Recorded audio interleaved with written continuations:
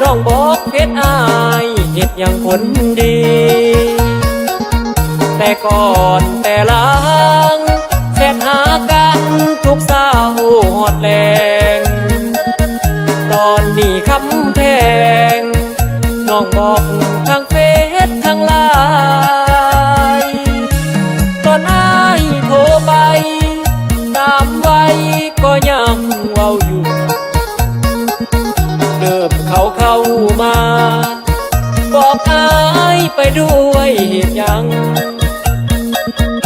อายผิดเรื่องใดทราบไว้คือบอกทางเฟซทางไลน์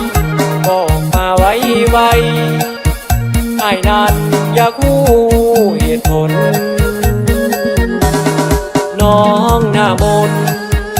คนงามบอกอายเถิดลาเจ้าบอกเฟซอายแล้วน้องไปส่องเฟซเขาหากบ่มั่นคงบ่แน่นอนแท้เด้ดวนนางความหักสองเฮามันจบละบอกคนดีบอกเฟซบอกไลน์ลืมอายละบอกคนงามยามอายโทรนำเจ้านั้นบ่เปิดออนไลน์คันเป็นแบบนี้อายขอลาก่อนเด้อนวลนางถ้าบอกแน่อายแน่จากคำบ่ฮู้เหตุใดจึงบอกเฟซอาย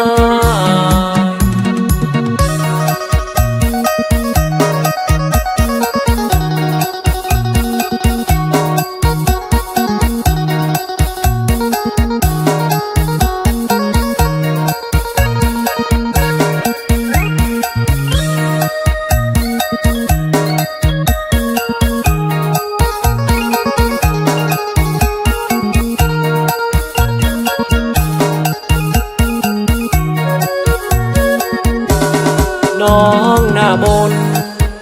คนงามบอกอายเถิดลา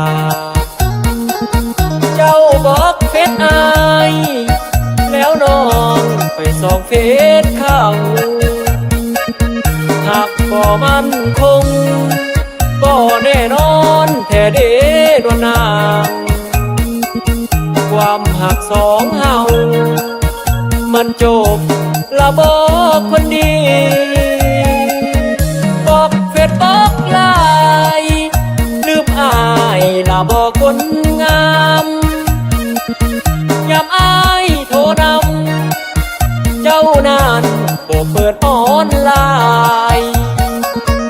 คันเป็นแบบนี้อายขอลาก่อนเด้อดวนนางถ้าบอกแน่